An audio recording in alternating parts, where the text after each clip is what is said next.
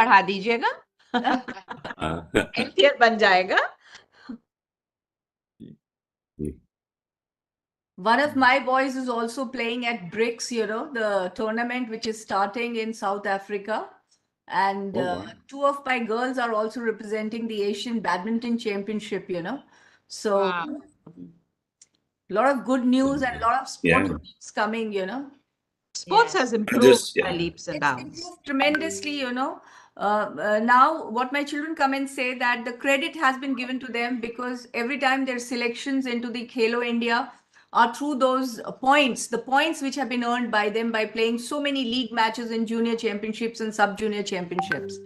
It was unheard of, children going and participating in the BRICS tournament and the Khelo India tournament and the championships, which now the government is giving them a lot of chance.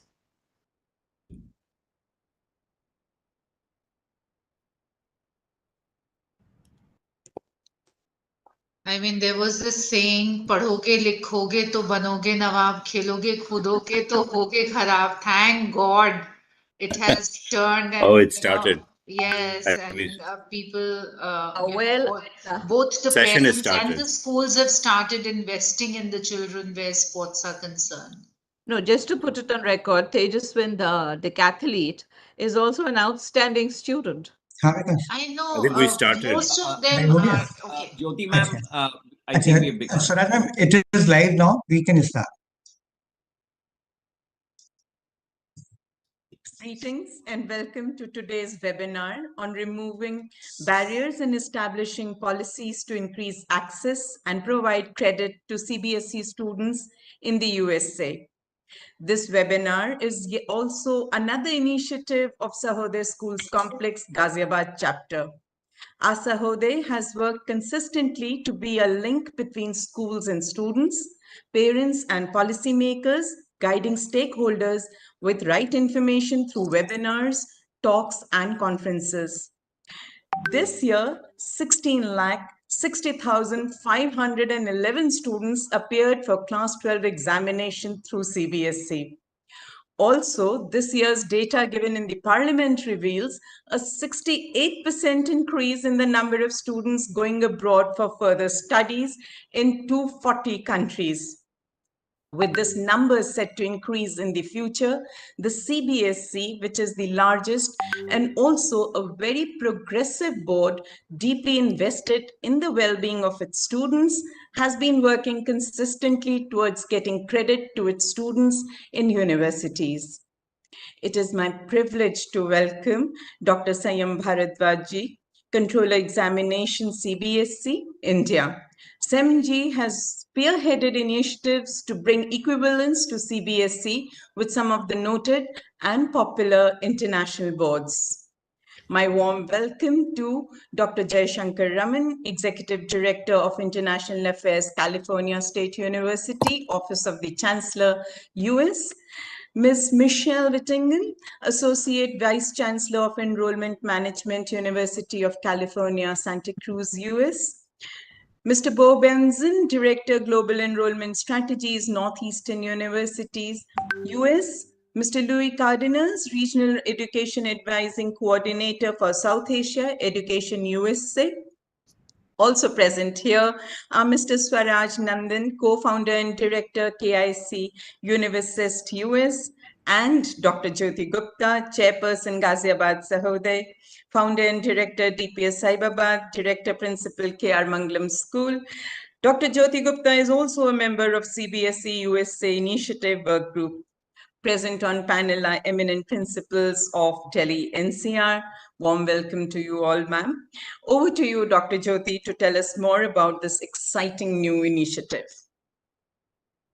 Thank you, Sharmila ma'am, and a very warm welcome to all the panelists and also all the principals and the fraternity who's watching us from across the country.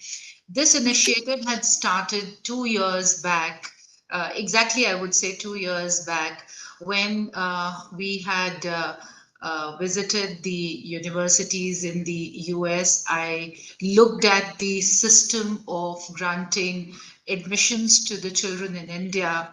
And when I compared as to how the admissions were granted to the children coming from these CBSE schools, and how the children who were coming from the international boards, like International Baccalaureate or Cambridge, or many other boards which are present across the world, the treatment that was given to the CBSE students was a little different, probably because nobody had taken the initiative of going up to the universities and decoding or demystifying the system, the largest system in the world for the high schools called CBSE. And that is where I came back. I spoke with the controller examinations, Dr. Sayam Bharadwaj, and I also spoke with Mr. Swaraj Nandan, who had made my visit to these universities possible, that how can we leverage, how can we come together, the universities, the schools, and how can we create a better ecosystem for our students, because our children in CBSE are studying in English medium school for 14 years, but still they have to give the IELTS or TOEFL to show their proficiency in the English language. Our children are giving the largest objective CBSE exam both in 10th as well as in 12th, but still they have to give the SAT exam in order to get the admissions in the US. Our exams are not the school leaving exams, which are based on the internal school examinations, but it is an external system which is very close to the way the SATs are taken, in terms of being objective and in terms of being fair. So why should our children who are studying in the CBSE schools be subjected to another examination apart from their board examination? And also the credits that the children of studying in the international boards, the credits that they get are accumulated, and they are given the importance in their graduating earlier, or maybe doing more courses while the children are studying there. So if the credit is given to a child studying in an international board, why is the same credit not given to the child who's studying in the CBSE, under the CBSE system?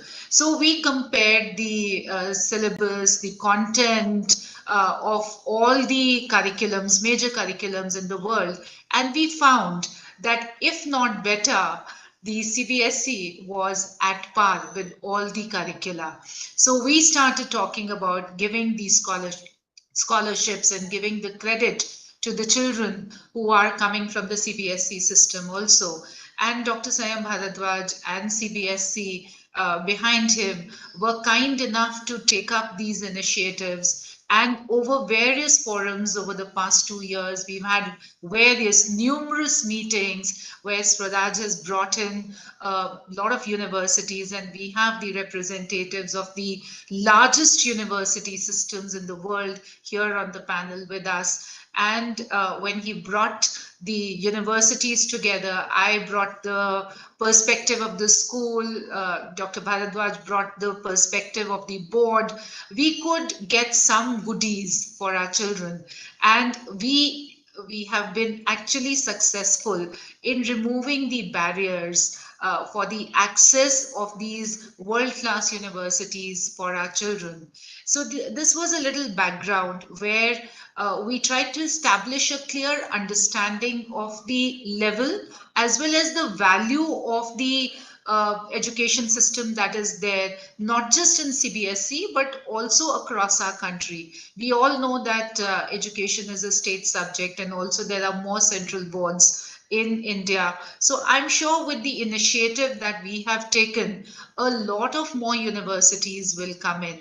The children will be able to get an access, they will be able to save the money, both here when they are when they are consulting various agencies in order to go out, they are spending money to prepare for the applications, they are spending money to do the application process, And also when they go there, if they graduate a little earlier, they will be able to save a lot on their fee, or maybe graduate earlier and do their masters while they in the time that they have to finish their graduation. So this is the background, and these are the objectives. If we can come to the next slide, which clearly shows the objectives of this work group, that is exemption from the English language proficiency test for the CBSE students, SAT exemption, credits for the CBSE coursework that the children are taking in 11th and 12th, and special scholarships based on CBSE results. I would request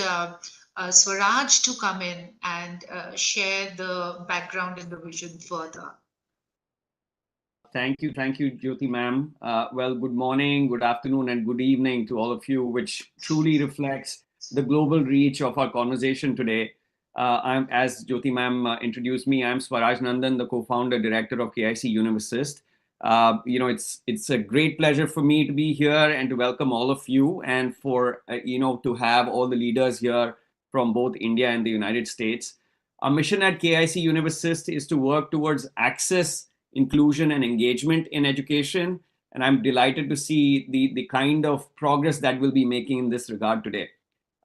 This is really close to my heart because I actually started my educational journey as a CBSE student. So I'm sure my principal is truly proud of me today. The CBSE, as we know, is one of the largest education systems in the world, providing its students with the rigorous academic foundation that prepares them for success around the world. And we have truly seen this in all spheres of life. We were just discussing the achievements in sports. We know that many CBSE students are now leading impressive companies as CEOs of multinational companies. Now, this project aims to acknowledge and recognize the knowledge and skills that CBSE students have already acquired, while they are a student in this demanding educational system. At KIC-UniverSYST, we work across universities, both with universities and high schools.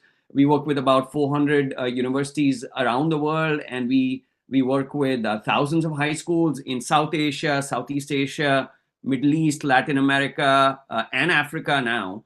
During this work with them over the last decade, as Jyoti ma'am was mentioning, we have recognized that many international curriculum students receive benefits because of the rigor that they have shown at high school. So it was it was a very regular question for us to ask, why are CBSE students not receiving the same kind of benefit? Because as Jyoti ma'am mentioned, this would save them significant amount of time as well as money as they pursue higher education around the world. So when I had the privilege of meeting Dr. Bharadwaj and Jyoti ma'am at the IC3 conference, and many of you might know what IC3 conference is, it's leading conversations about career and college counseling in high schools, not only now in India, but around the world. So when we came together, it was a natural question of why don't we work towards removing barriers for CBSE students.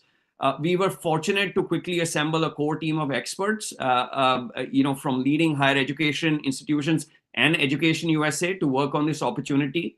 I'm pleased to introduce the members of this initiative. So obviously we had, leading Dr. Sayam Bharadwaj and Dr. Jyoti Gupta. We have Michelle Whittingham, Jeet Joshi from California State University. We have Dr. Jaishankar Raman, Holly Singh from Arizona State University, Bo Benson from Northeastern, Luis Cardenas is here representing Education USA, and myself. So this was the core team that we put together. And I'm really grateful that most of them are able to join today, despite it being almost midnight in some parts of this world. So none of this, though, would have been possible without the unwavering support of Dr. Sayam Bharadwaj, the controller of examinations at CBSE. Honestly, I've worked with him now for 2 years. He's been a true gentleman, generously offering us his time and guidance, and joining us late in the evening on multiple occasions. So with his leadership, we do the same. It's a pleasure for us also to join at late hours. His commitment underscores the importance of this project and its potential to significantly impact students on their higher education journeys. So I know you're waiting to really hear from him. So without further delay, I would like to invite Sayamji to take the stage and share his perspective on CBSE and this groundbreaking project. Sayamji, over to you. Yeah. Thank you, Saraji, and namaskar to each and everyone present in this meeting. I would certainly say today is a very golden day for the education system of our country. And we are well aware that today, whatsoever will be done, it is going to give the benefit to our learners, our students, not in India, but across the world. And they would be able to get the best of the education. Uh, I am really grateful to Jyoti ma'am also because she was with me in the entire journey, and she had taken all the pains to see that the concept or the idea which was came to her mind was reaching to the final destination. Basically, I would certainly say that 2 years work is going to be complete today in the form that very, very good universities officials would be present over here today, and they will be giving their views about the CBSE student and the facilities extended to the CBSE students after this webinar. So a small presentation is over there through which I would like to communicate to all the participants that what is the best thing as far as CBSE is concerned and why our student should be given the similar treatment as it is given to the student of the international board. Can we go to the next slide? Basically, I would certainly say that starting from 1929 to till date, lakhs of students have passed from the CBSE, and the list of the students who are giving the light and shining like bright star in the world.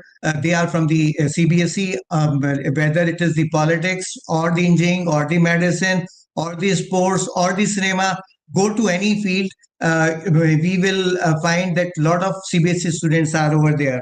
So it was decided that when we are having a large number of schools, Saraji, can we go to the next slide? We are having more than 28,000 schools across the country and in 27 countries abroad.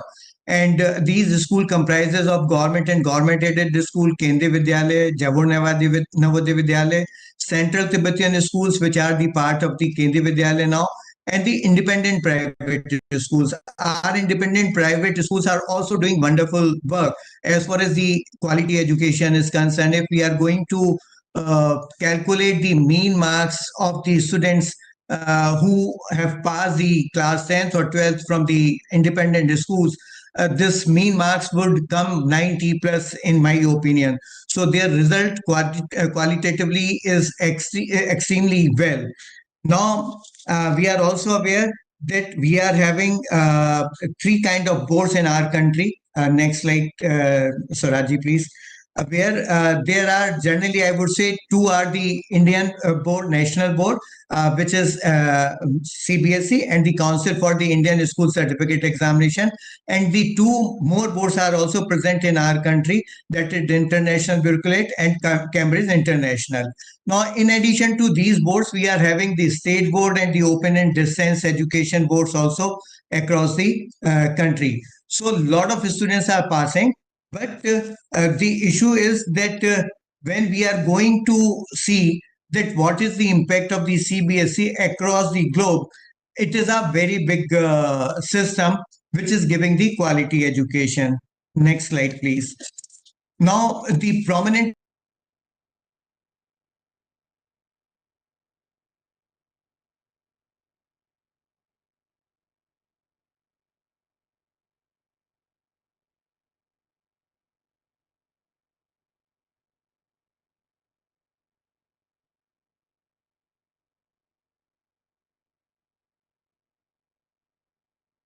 the next slide, please.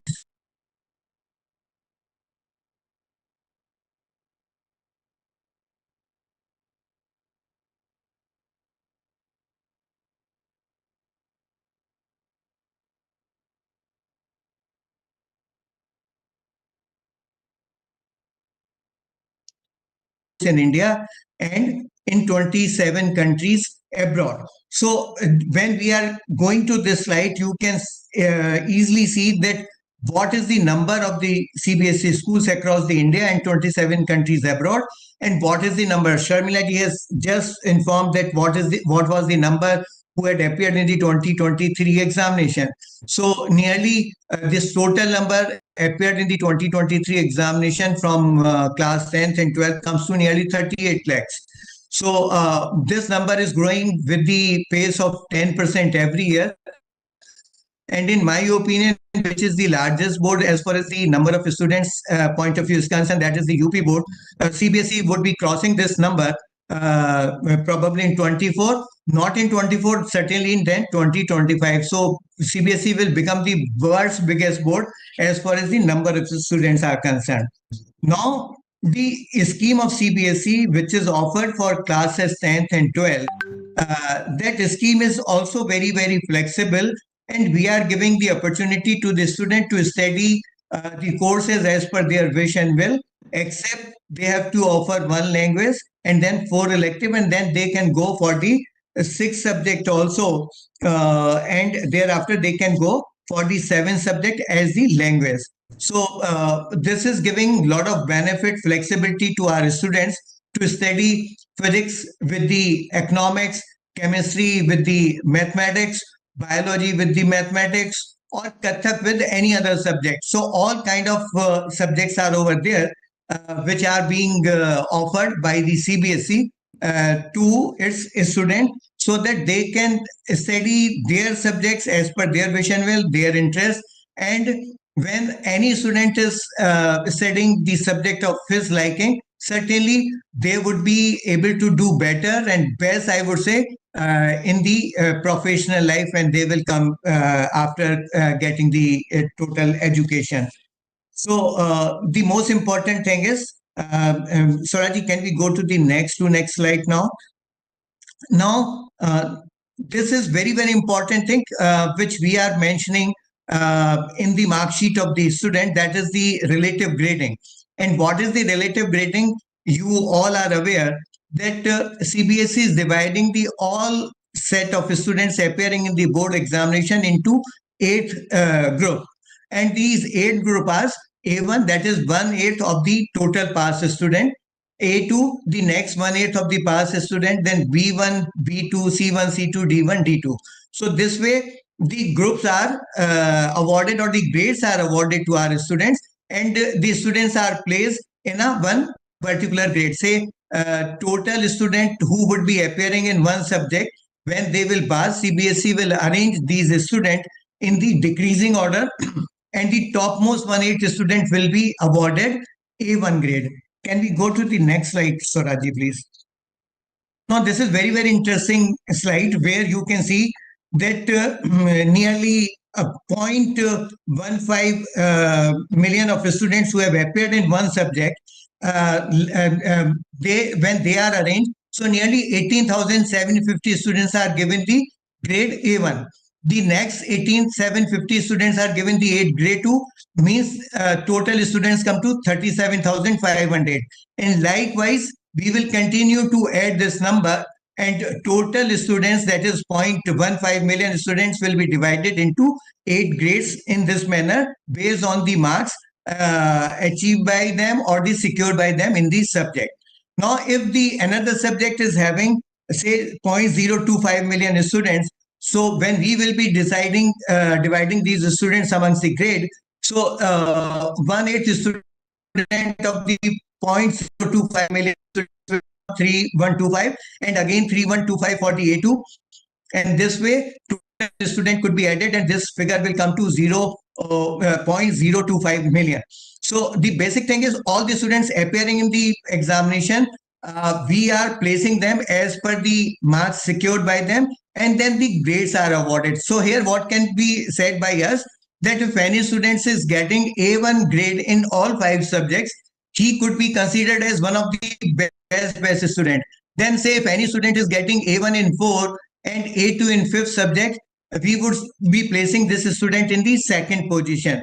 So likewise, we can divide the student performance based on their grades also. Can we come to the next slide, Swaraji? Now, this next slide is very, very interesting. Here we are showing the total number of students in physics in 2023 who had appeared, registered in the examination and appeared in the examination. But what has been done, we are just showing over here from 2018 to 2022 that how many students were awarded A1, A2, B1, B2, C1, C2, D1, D2 and E grade in the subject offered by them, that is physics basically. So if we are going to the number of students and the marks range, I will go to the only first row. For A1, 84,426 students have appeared in the physics subject.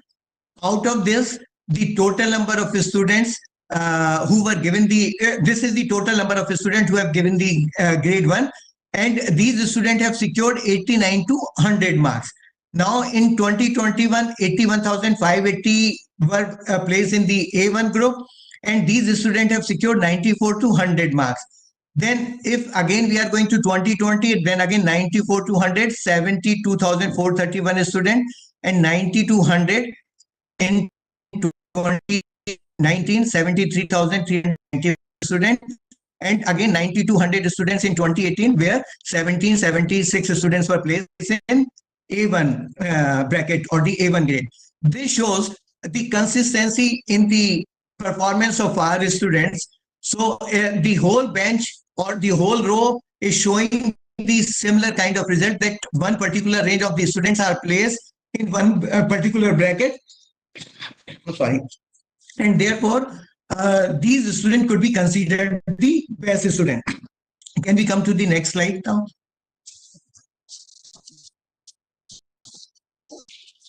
Now, the next slide is that what Jyoti ma'am has said, that why our students should be given the exemption and they should be treated as par to the international students. So it is only because our requests which were made to the foreign universities, these are pertaining to basically exempting from the English proficiency test, because our students are studying English for 12 years. Then the SET examination, certainly, because in US and in several countries, the schools are conducting the examination. But in India, CBSE is holding these equal examination, or the one tool is being used to assess the students. So we said that when our students are appearing in the IELTS examination and they are securing 7.5 or 8 easily, so they should be given the opportunity to be treated as part to the student of international student and proficient as far as the English language is concerned.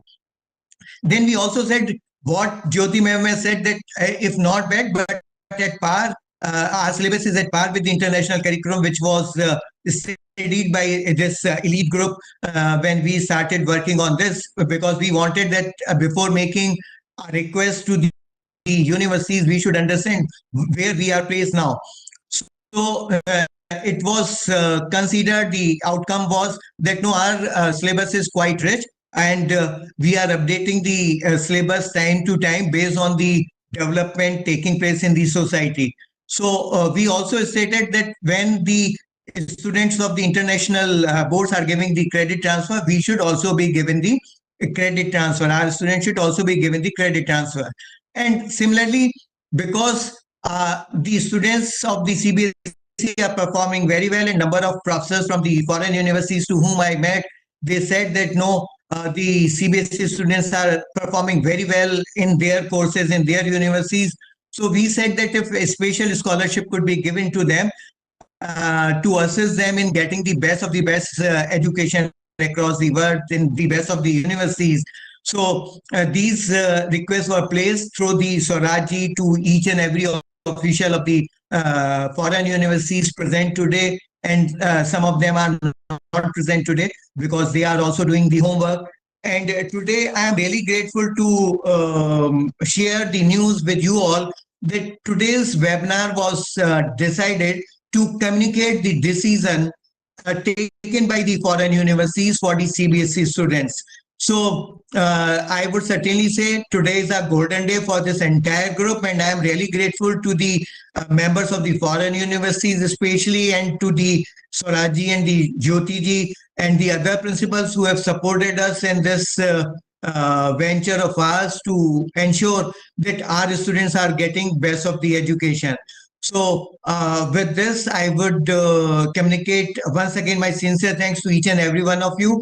And I will request all the principals watching this webinar through the YouTube that kindly understand that what are the policies, what are the exemptions extended by these universities to our students, so that the facility extended by these universities could be extended to our students also to getting the best of the result out of this project which was taken by us. And I feel that this is a very small step, but going to give lot of impact to the school education and to the education to the use of our country and the CBSE. With this, once again, my sincere thanks to each and everyone. And I will hand over the mic or the stage to Sharmila ma'am now. Thank you. Thank you, sir. I think this was a very succinct presentation. Everything must be clear to all the listeners. And as these benefits come to students, it works for everyone, for everyone's welfare. So we take this further, Jyoti, with the next speaker. Yes, Sharmila. Please invite Bo. Bo, are you Thank there in the panel? Yes, can you hear me? Yes, Yes, Bo. we We can. would like you to share, all the Yeah, my updates pleasure. of the Northeastern University. No, I would love to. Thank you for having me. Hi, everyone. Again, my name is Bo Benson, and I'm the Director of Global Enrollment Strategies at Northeastern University in Boston. Northeastern is a highly selective research university, and we're located in the heart of Boston, which we always call America's college town, since they're home to about 78 universities and 250,000 students. At Northeastern, we're very known for our experiential learning, including our signature co-op program. And the thing that I really want to focus in on is just the kind of application process, especially for students coming from the CBSE. So last year, we were the second most applied to private not-for-profit institution in the United States. We had around 97,000 students apply for first-year admission for fall 2023. And our growth, I think a lot of U.S. universities have experienced some incredible growth from India in the last few years. And I would say ours has been very kind of, each year it surprises me to see how many new applications we get. I mean, I'm very flattered and very honored that students are choosing to apply to Northeastern, but I'm always amazed by the increase. Since fall 2019, we've had a 19% increase in applications from India. And since fall 2019, we've had, more specifically, 186% increase in applications from CBSE students. And the reason I talk about fall 2019, it really goes back to the fact that in fall 2019, Northeastern became one of the first private universities in the US to award credit for CBSE Standard 12 exams. So when you're completing your exams, you can submit the final results to Northeastern, and you'll receive credit for first year for courses that are comparable to the subject. If we could go to the next slide. Sorry, I just got back from London, so I'm very jet lagged, and I was sitting here trying to move to the next slide on my computer for about 2 minutes. And so I realized it's because I'm not in control of the slide deck. So in terms of applying to Northeastern, I just wanted to note, we do have 2 rounds of deadlines, November 1st for early decision 1 and early action, and January 1st for early decision 2 and regular decision. But I really wanted, on this slide, I wanted to talk mostly about the academic records. We're not requiring students to submit the SAT or ACT to Northeastern if they're coming from CBSE. We're not even asking them to submit kind of a GPA or something along those lines. We're asking for their CBSE results, their standard 10 final exam results. Students have the option to either submit their internal grades for year 11 or their predicted results for the standard 12. So that's what we really require. That's the focus of our evaluation process is on the standard 10 results, and then the predicted results from standard 12 or the internal grade. It's really up to the student to decide whether they submit one or the other. If we could go to the next slide. As I mentioned, in 2019, Northeastern began awarding credit to students for their performance on CBSE exams. So specifically, students with an 81% or higher on their standard 12 exams are eligible for credit in select subjects. So as long as there's a matching subject at Northeastern, you're typically able to get credit. But just to see the sheer growth that we've had in just a very short period of time, and I think it exceeds a lot of peer institutions who had growth during COVID. Ours was very much starting to see that growth in the years before COVID, and it's really kind of continued along right into 2023. So I'm excited to see what 2024 will bring. The next slide, please. When we talked about performance, the performance of CBSE students at our universities, how are they doing? You can see here on the bottom, the 0 through 100 is their result on a CBSE standard 12 exam. And then the GPA going up and down, that's going to be their Northeastern GPA. So you can see that there's very much a correlation between the two. The stronger the GPA, or the stronger the CBSE result, the stronger the GPA. So I think that's, we've been very pleasantly surprised by that. And I think it only supports us to have, to continue with this process and to continue to allow students to receive credit for their exams. Next slide, please. Just to kind of wrap up, give you some context about applying to Northeastern and the academic profile that you'll see among our students. Last year, for students from the CBSE curriculum, the middle 50% for standard 12 exam results, which were achieved by enrolling students, was typically about an 83 to a 95. So that's the, again, 25% will have above, 25% of our students come in with below that, but 50% of the students had results between an 83 and 95. But every day we're encouraging more students to consider Northeastern, and we're very much looking for qualified CBSE students. We're encouraging them, especially if they're interested, to learn more about our admissions process.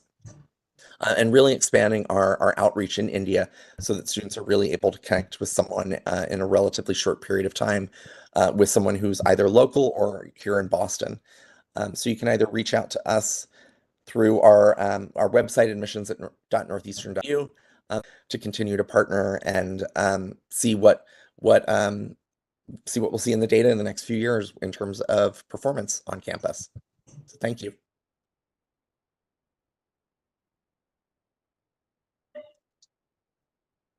Thank you, Bo. And now may I request Dr. Jaishankar Raman from the University of California, I think, to address us. Okay. Thank you, Sharmila, and thank you for this opportunity to talk to you about the California State University system.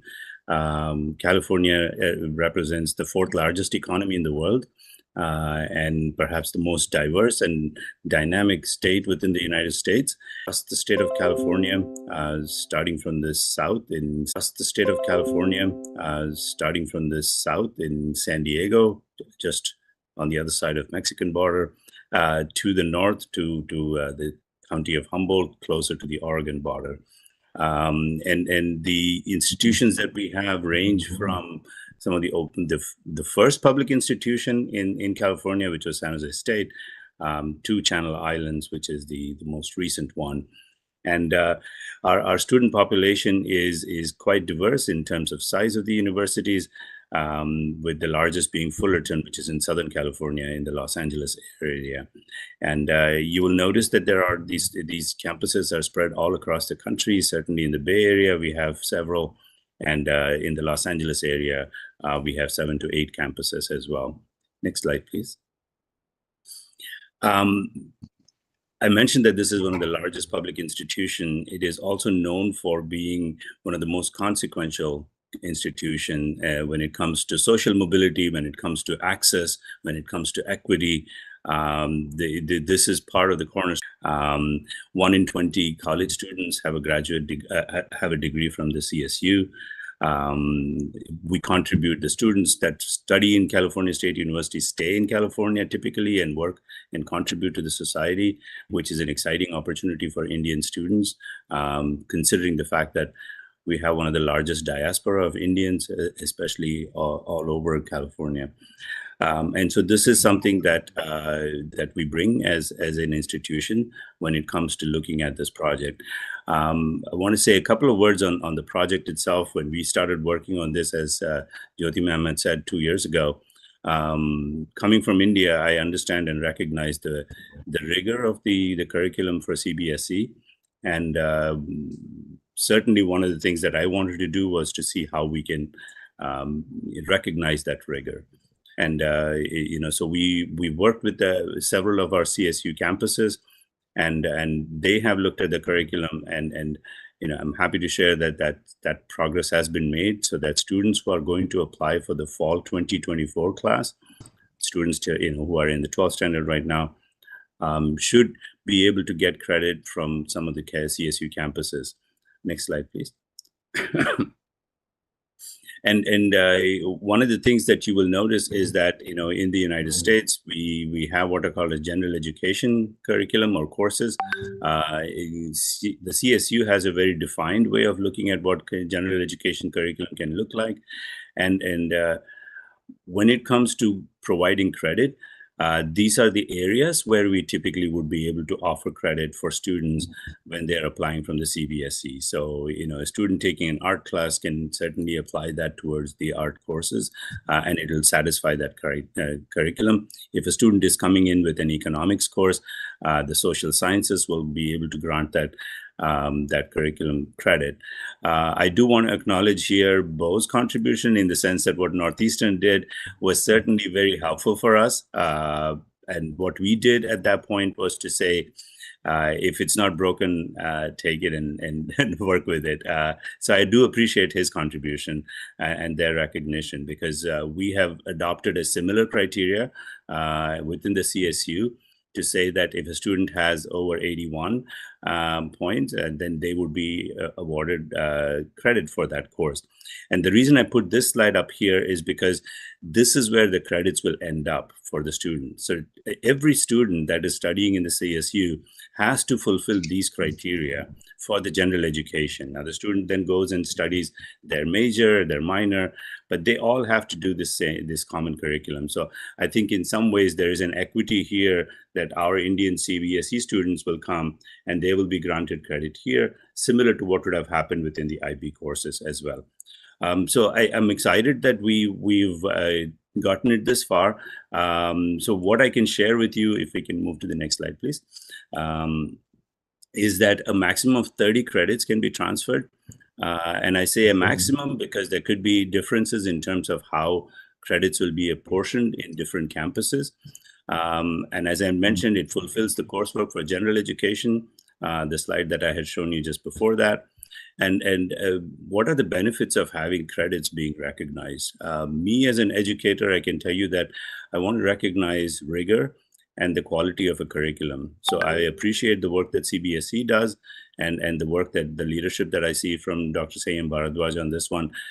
So we need to recognize that. From a student's point of view, it is going to reduce the amount of time it takes for them to finish their degree, or it gives them the opportunity to add minors. So they can add in a couple of minors. And certainly now students are wanting to be more nimble in terms of what their academic degree looks like. So that's something that we can certainly look at.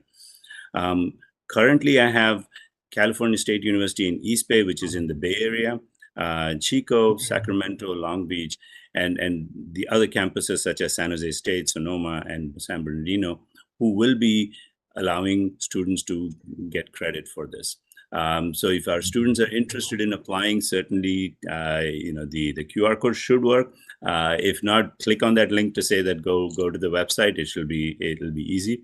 But I'm excited that we are able to do this.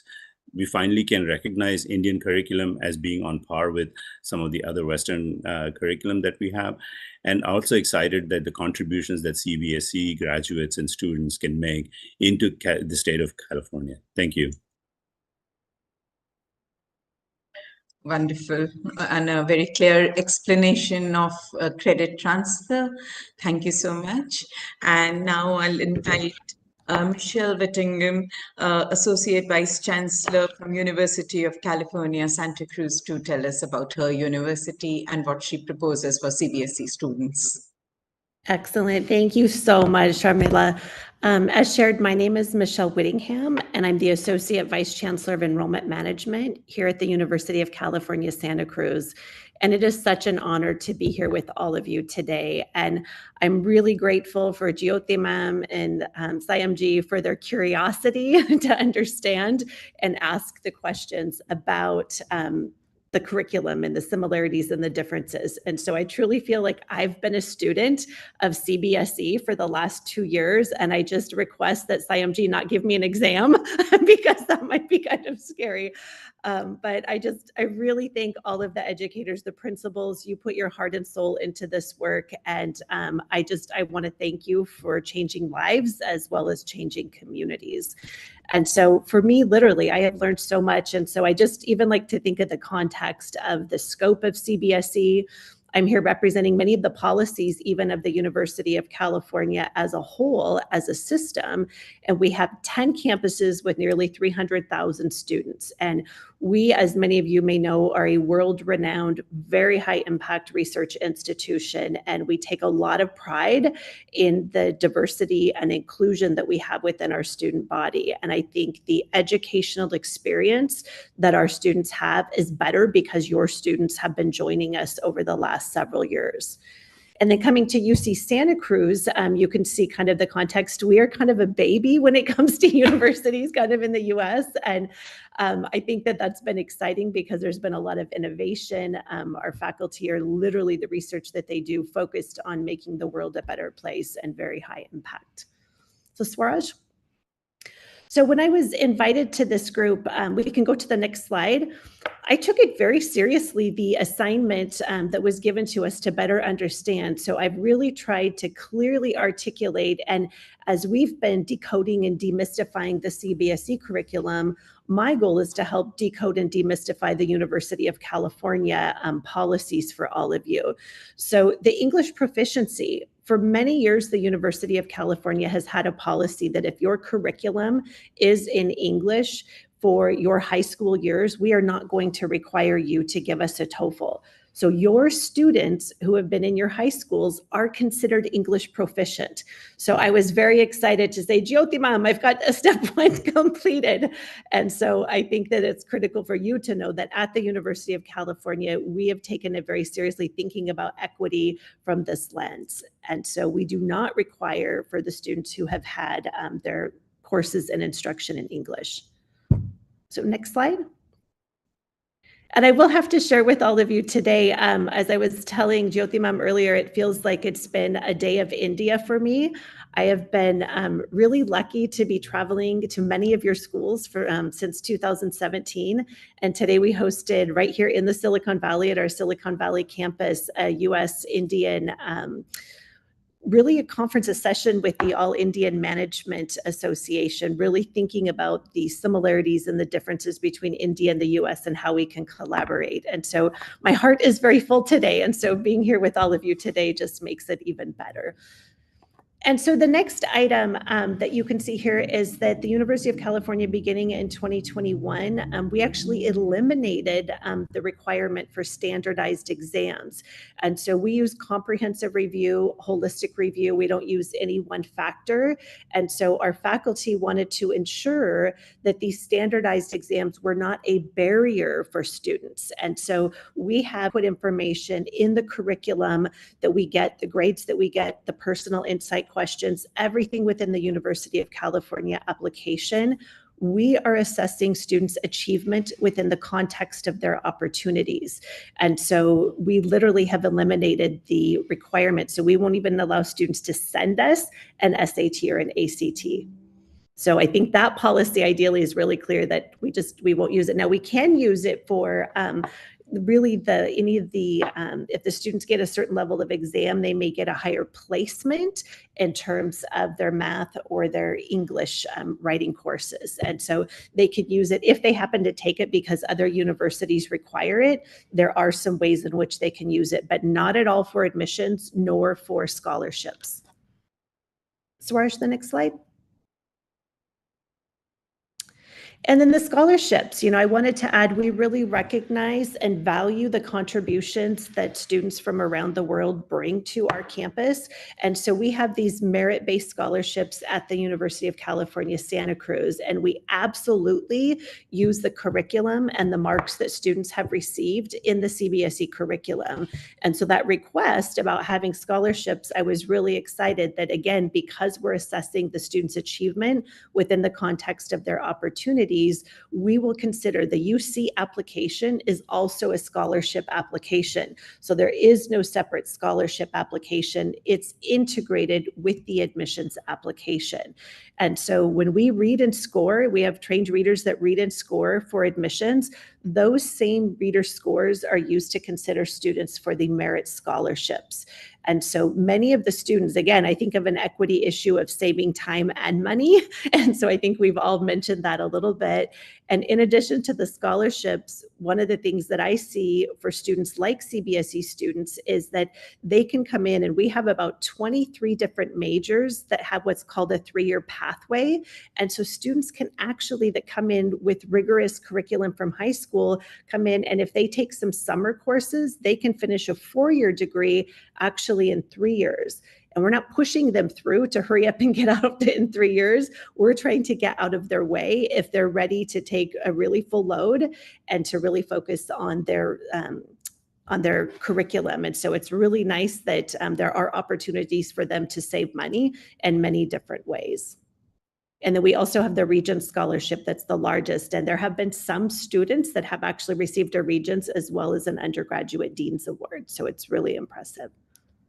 And then the next item is the for credit. That's the fourth area. And the University of California for many years, and I actually, again, took this curiosity and went to the system and said, how long have we been offering credit for A levels and, the IB and the AP? And it wasn't really clear. And the next slide, I think, Swaraj, I think we went forward and then went backwards. Yeah, so the exam scores. So for many years, and I've been in the University of California, Santa Cruz since 2007. So I'm going into my 17th cycle working with our faculty who determine, really all of our admissions, how we read and score, as well as the scholarships, how we prioritize who receives scholarships. And so we've been even asking the same question that Jyoti Ma'am did, like, help me understand. And so we have a long history of accepting credits in these areas. And Swaraj, I'll have you go to the next slide that talks about bringing this curiosity to our campuses. And so I'm really happy to share that the University of California, our system-wide office that represents all 9 undergraduate campuses, is taking on this topic of exam by credit. And we have a board of admissions and relations with schools who's really going to develop a policy that will not only benefit CBSE students, but other types of curriculum. Because I think that was mentioned, we don't want to have to approve one curriculum at a time, but really coming up with what I call kind of a decision tree of what we would consider for credit and what we wouldn't. Like, if this, then this. Like, what does that mean? What is required in the curriculum for us to consider that? So at this time, we don't have the answer yet. And so I want to be really careful to manage expectations that currently the University of California is not giving credit based on certain exam scores. But we are exploring the opportunity to develop a policy that's going to guide many different types of international exams. And even at our own campus, I have one of our international evaluators, and I met with our vice provost and dean of undergraduate education, our chair on the committee for educational policy, and really looking as well at the curriculum to say, let's look at the A levels. And if we're giving credit for that in IB, what is similar and what is different? Are there any gaps? And so I think for me, continuing my curiosity to better understand, and I'm looking even across the really across the spectrum of US. And I know that at USC, for example, they don't offer credit for CBSE. And so even I phoned them to say, help me understand, why are you not offering credit? And so they have a credential service. And so literally, again, I feel like I've been a student of the CBSE curriculum, really trying to seek to understand. And I have, again, I want to give my gratitude to Bo and Shankar and others, certainly Jeet and everybody who's been on the team, because we're learning from each other as well. But it's all about benefiting the students. It's about equity. I think we've internationalized our faculty research for years, our graduate programs, our undergrad students, but our policies have not internationalized at the same pace. And so I'm really grateful for SIMG and GOD and the entire group, but most certainly for all of you as the principals out there and the work that you do every day with students. So thank you. Thank you, Michelle. I think you put it very well in just one word. It is a question of equity.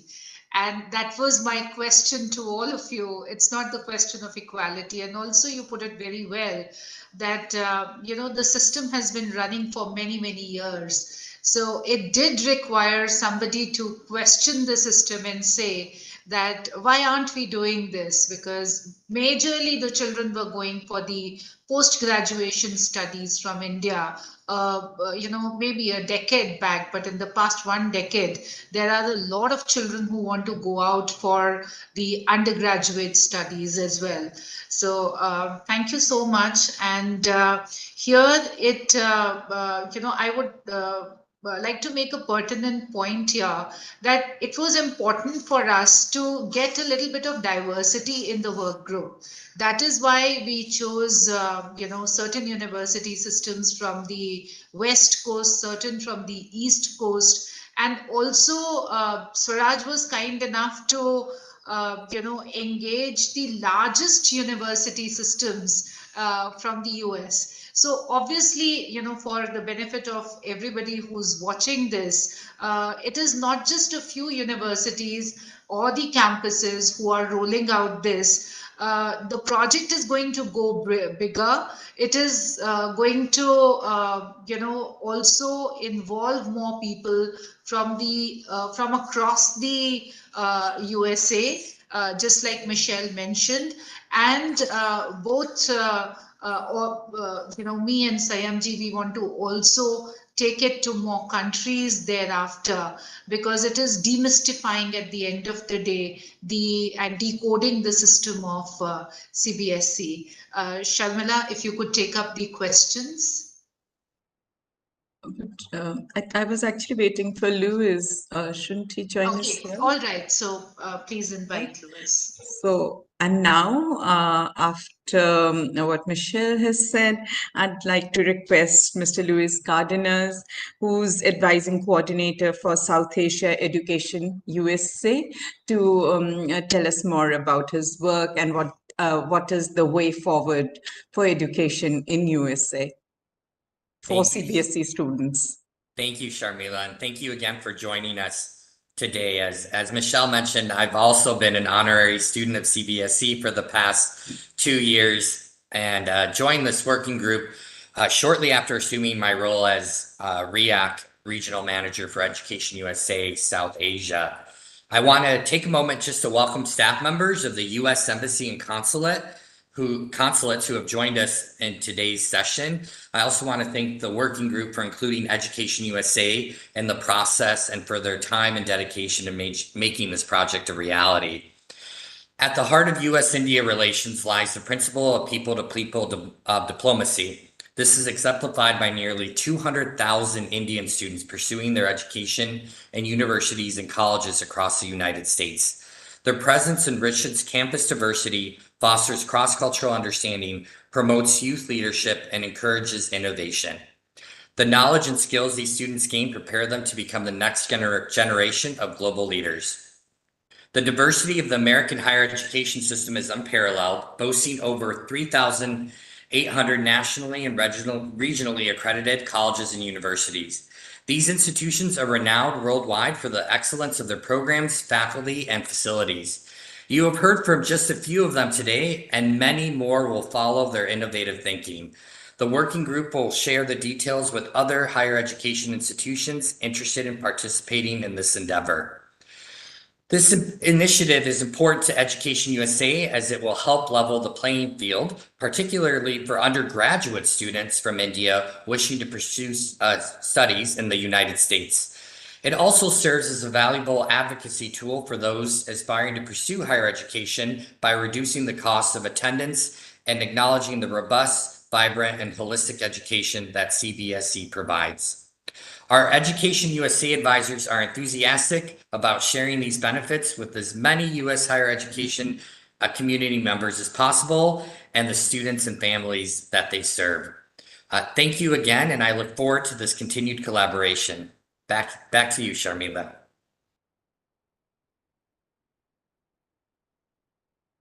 Okay, thank you, Louis.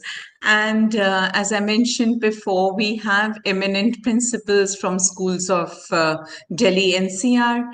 And at this juncture, can I invite Ms. Asha Prabhakar, Chairperson NPSC and Principal of Bal Bharti School, Noida, with her question for the panelist.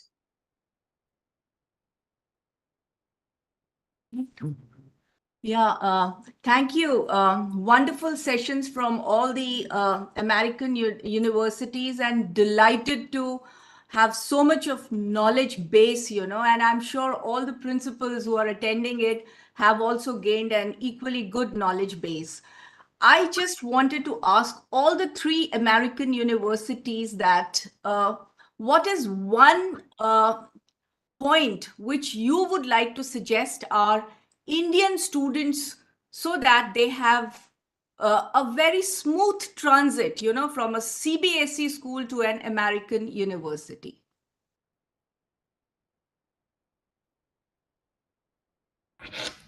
I don't mind starting. I don't know, do you want me just to jump in? Please do. And I just think one of the things I think about in this, again, is not meant to take it lightly, but I see academically, the students are incredibly disciplined. They are very well prepared. I think what they are challenged with most is adjusting to doing everything on their own.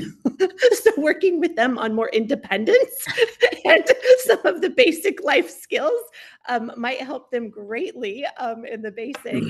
And then I do often, even though the curriculum is in English, I have a student, Tanmay Mittal, who's from DPS Rohini, and he, of course, did the CBSE curriculum. And I think that he said that he still struggles a little bit with the English. And so I found that really interesting, hearing that from him. And so I don't know how to make that transition a little bit easier to transitioning to a research university.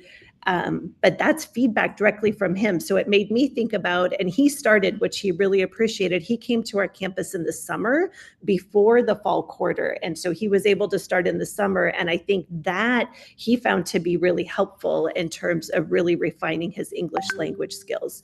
So I would say focusing on independence, and then because they've had a lot of things done for them, and I'm sure you all know that. I'm not telling you anything new.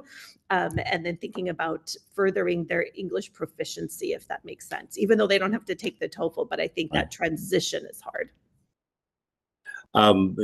Just if I may add one thing, when you're looking at American institutions, I would like to suggest to the students to understand the different types of American institutions, both in terms of the size and also in terms of the quality of the education. So you might not necessarily be at a top university. You can be at a different university where they're smaller, but they would have better teaching, perhaps, better opportunities for the students. And so it depends upon what the student might need. If they are thriving in a very hyper-competitive academic environment, they can thrive in some of the R1, bigger universities. But if they need the kind of attention from the professors, they might often find that in a much smaller university. So even within the California State University system, I would say that there's diversity of very large schools like Long Beach or San Diego or San Jose. But there are also middle, sort of medium-sized schools, which will provide them much better opportunity, and they thrive, right? Our Indian students that are coming out will thrive in those institutions. So do your homework on that side of it. Don't just go for the big name and then think that that's where you want to be. Oh, Coming from, if I can add real quick, coming from a private institution, the hardest part, I would say, of getting into a U.S. university is just that, getting in. Most of the time, once students are there, they're very much able to handle the academics.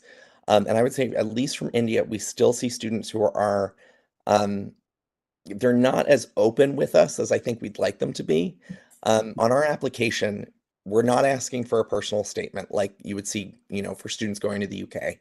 We're asking for, a really personal, story about who they are, what they're passionate about, what they're excited about, and who they're going to kind of transform into when they're students on our campus. And I always see with a lot of the students in India, they're still kind of talking about in the essay, oh, I want to study this because of this, this, and this, where we want to know who they are, what makes them tick. What do they do on the weekends? What it's stuff like that. That's the stuff that really makes a student stand out, I would say, in the US admissions process for, a highly selective private university. We know that they have the academics at this point, and it's everything else that's going to get them to the next level, and it's everything else that's going to get them in to the institution. So to kind of, I agree with Michelle, have some independence, but also just be open and honest with us. Tell us, anything that they would like to share. We're excited to hear.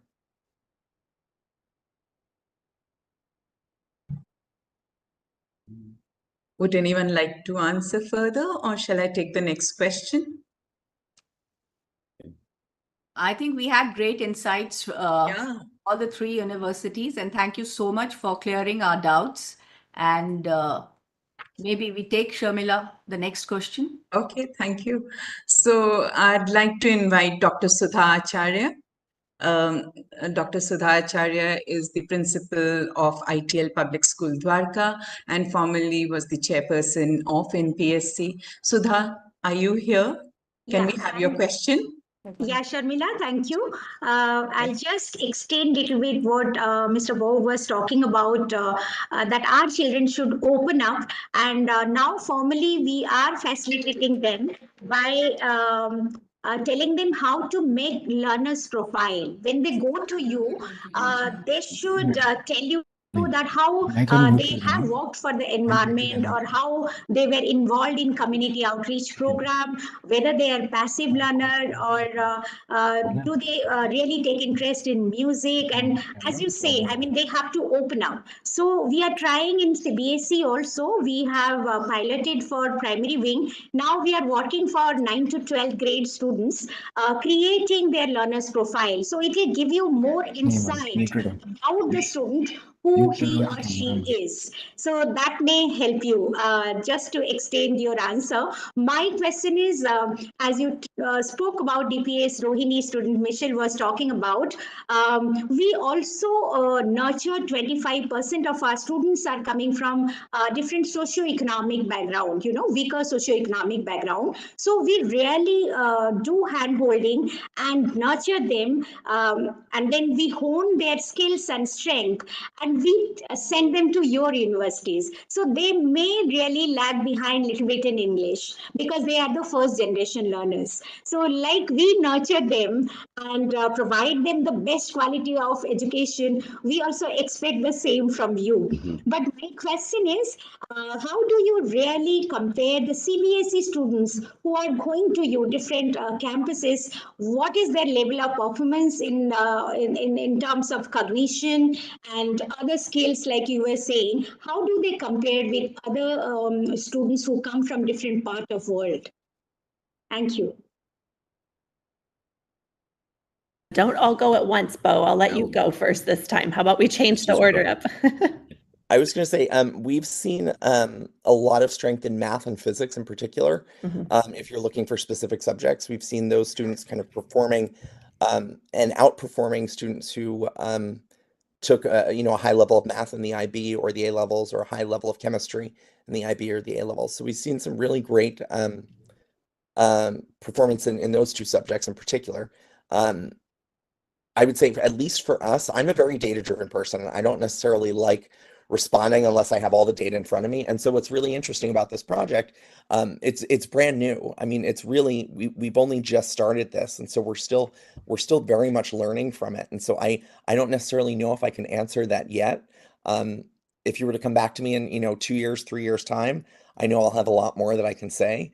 But for now at least, I can tell you that we're seeing great strength in math and science, or math and science in particular, at least at Northeastern. It's also for me it's like 5 a.m. right now, so it's also I'm probably just not And able Shankar, to. I'm happy to share a little bit, unless you want. I wanted to give you a chance. Well, and one of the things, and I think similar, Bo, mine's more anecdotal. I would love to have specific data for you, but I rely on the students a lot. And I think until we get more of a critical mass with the CBSE, but I want to share some words from a student. And we had the opportunity, and our Chancellor Larive, we actually were able to go and visit with even Chairperson Chibber when we were there in the spring. And so I shared this, and I'm not going to read the whole quote to all of you, but I want to share from your student, Tanmay, what he is sharing, because I think, Bo, like you said, certainly the math, I think the work ethic is something that and the confidence that the students have, that is something I think that is really beautiful. And so I'm just going to tell you, I'm not going to read the whole thing, but he kind of summarized his statement, because I said, Tanmay, tell me, how do you think your curriculum prepared you? And he says, moreover, the rigorous workload instilled in me the importance of diligence, perseverance, discipline, and consistency, which facilitated my ability to juggle multiple responsibilities simultaneously. It enabled me to work part-time, excuse me.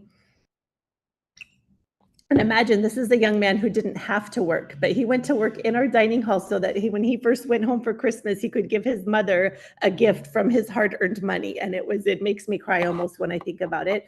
But worked part-time, studying full-time, pursue entrepreneurship, hold a position on a fraternity executive board, and attend to his personal well-being through cooking, cleaning, exercise, among many other activities. The CBSE curriculum equipped me with life skills that helped me become a responsible and accountable adult. And so to me, that's much better than, to some degree, statistics. But I will tell you that our international students as a whole, they're the population that have 10% or more that finish a 4-year degree in 3 years. And so you can imagine that transition with the English initially is tough, but they soar. And so I think that I've just been so impressed. And his cousin has been there, another student that I know, and just the anecdotal personal stories, they do exceptionally well. I'll just add a couple of things. One is certainly the lack of data. So as we are, as CSU is planning to give credit to CBSE students, we're going to start at the ground floor with collecting data, and would certainly come back to this group to share with you the kind of performance the CBSE students have. I have no doubt in terms of the performance of CBSE graduates. And I, to the point that Michelle was making, our Indian students tend to graduate on time, tend to take on multiple majors. So it's not surprising. So we're looking forward to receiving our batch of CBSE students in fall. That's great. So anecdotal data plus some more data, maths and science. That's great. And now can I invite Aditi Mishra, Director Principal DPS Gurgaon, to ask her question to the panelist. Thank you so much, Sharmila. And once again, thank you, Dr. Bharadwaj and Jyoti.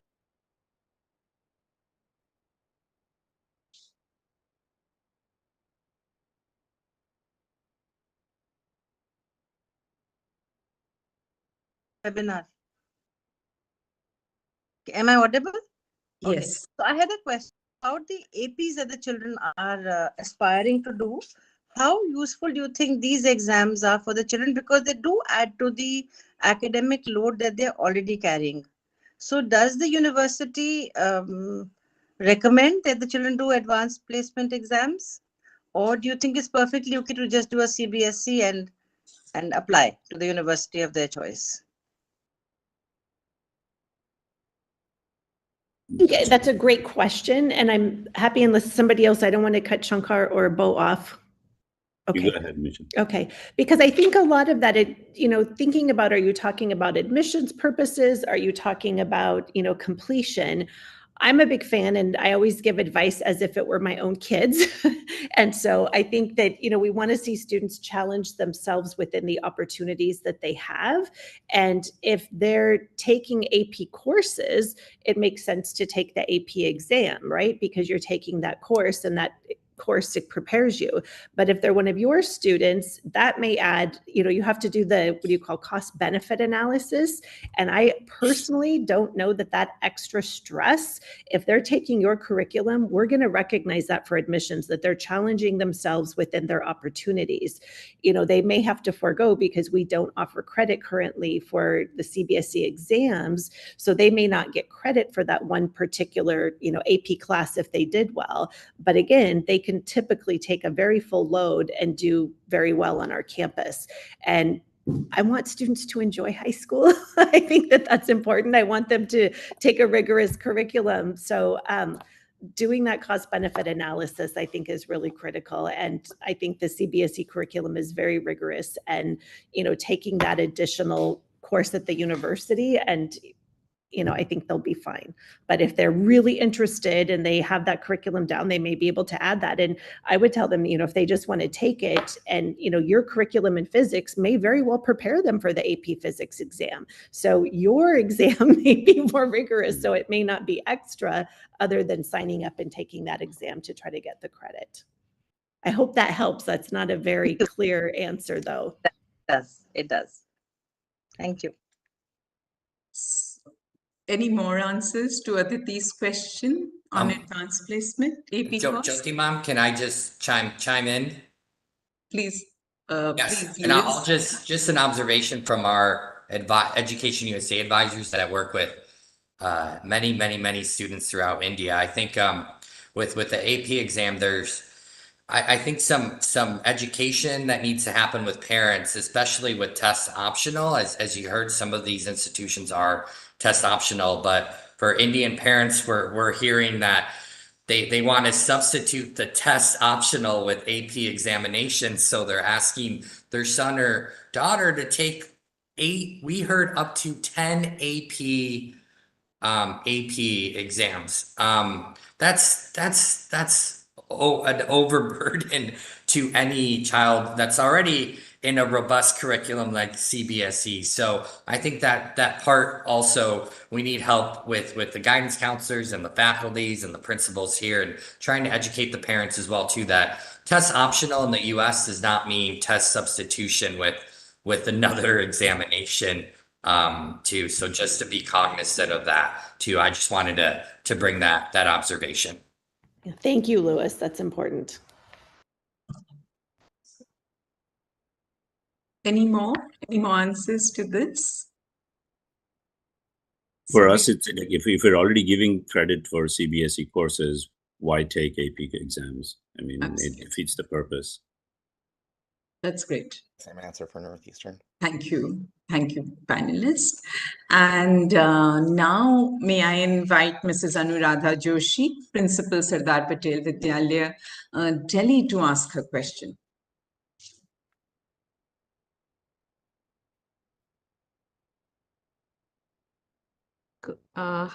Thank you. My question is actually two-part. Equity has been such a big term reiterated by all parties. If you map the Californian, because the Californian universities are largest in number here, curriculum in mathematics to the curriculum in mathematics that CBSE offers, AP could be a way of getting the credit transfers from here. Right? So that's one question. Would that be considered viable for us, given the revised curriculum in mathematics, particularly in the state of California? Right? The other question is that for university admissions, there are a lot of co-curricular, extracurricular, and many ineffable qualities that go into the admission process. Whereas India is socioculturally very, very different from the kind of co-curricular and extracurricular activities that American universities look for or American schools work upon. So for the sake of diversity, is there any written down That on in here is going through challenges on their regular curriculum, and so a long route to about the extracurriculars, because again, everything for the University of California is within context. And so recognizing those cultural differences, and we read and score an application, but we're not comparing the student from India directly to the student in the US. And so I think that that is a really important concept, that the students should be their authentic selves in their application. And one of the things that I love is to really remind people is they need to focus on the quality of the experiences that they're doing. So your students dance. Like, I've seen so many of your performances, they dance, they sing, they're incredibly talented. It's not about having a list of 15 different things that they've done, but what is, the couple of things, maybe 2 or 3 that they're really passionate about. A lot of students are doing projects through the school and the community based. And so I think that, my goal is to not have them stress and try to become somebody that they're not, but to authentically be who they are. But again, we're not comparing this student to this. It's really within the context of that student's experiences. I think it's important to reiterate that, in the sense that, each student has to be looked at individually rather than to see how many boxes they fill on extracurricular or co-curricular. It's the same thing that happens within California, which is a very diverse state. So smaller cities and smaller rural areas, students don't have as many opportunities for extracurricular or co-curricular, which is similar in India. You would think about tier 1 cities and tier 2 or tier 3, 4. So it's important that whatever they're doing, they're enjoying, and they can articulate that. I think that's what is going to be important. How do you articulate what you have done in your school and how you got enjoyment out of it, right? Putting that across would give somebody who's making an admission decision to give them a better score, as opposed to saying, I did 25 different activities. And it's okay to have fun in high school. Absolutely. I think it's important to have those couple of years as the defining years. That's when you find yourself. Yes. And we all benefit as humans, right? When people have that opportunity. Absolutely. So with this, we do come towards the end of question answers, but here is a QR code. And for whatever questions you have, please use it. Please write out an FAQ for the benefit of students. And now to summarize and conclude the proceedings with a vote of thanks, Jyoti, may I invite you? Yeah, so I would like to invite Swaraj to do the vote of thanks. Oh, great. Yeah, Swaraj. Well, thank you so much, Sharmila ma'am and Jyoti ma'am. And actually, I do want to start by thanking Sahodaya Schools Complex Ghaziabad chapter in partnership with KIC Universes for this collaborative effort. What an amazing and informative webinar that was, and please keep the questions coming. We'll work towards putting the FAQs together. So first and foremost, I wanted to extend my heartfelt thanks to all the CBSE school principals and administrators, who took the time to join us for this important discussion. Your presence shows us how important this collective mission is and how committed you are to the success of your students. So thank you. And really, you are our ambassadors today, as you will take this message to your students. So we thank you in advance for doing that too. And then I'm really deeply honored and wanted to express my gratitude to Dr. Sayam Bharadwaj, for his invaluable insights and perspectives. Your guidance, sir, continues to drive us. While we continue to take away barriers for CBSE students, you have been taking away barriers for all of us together. So thank you for doing that. I also wanted to take a moment to acknowledge all our esteemed panel, Jyoti ma'am, Michelle, Shankar, Bo, who's, it's 1:10 in the morning for Bo. So thank you so much, Bo, Louis, Thank you, and for the principals for asking such amazing questions. Thank you for doing that. I also wanted to quickly thank Education USA and the representatives from US Embassy and consulates who might have joined on YouTube. Thank you for your support and partnership. I'm sure I'm missing some people, and I'm sorry if I've left you out, but please know that we are deeply grateful. In closing, this webinar is a testament to the power of collective effort and shared dedication towards a common goal, which is to remove the barriers for CBSE students and provide them really the opportunities that they truly deserve. Your participation and commitment are invaluable, and I'm confident that together we can make a significant difference to the lives of these students. So thank you once again for joining us today. Your presence makes us bold, and we will redouble our efforts now to continue to serve the global student community. Thank you so much, and wishing you a wonderful day ahead. And Suraj, thank you to Team CBSE at the back end as well. Yes. Sayam sir. Yeah, thank you to each and everyone for participating in this webinar and devoting their time and efforts and just bringing out something good for our students. Thank you. Really grateful to each and everyone. Wishing you a great day. Thank you. Thank you. Thank you, everyone. How do we close this? Okay.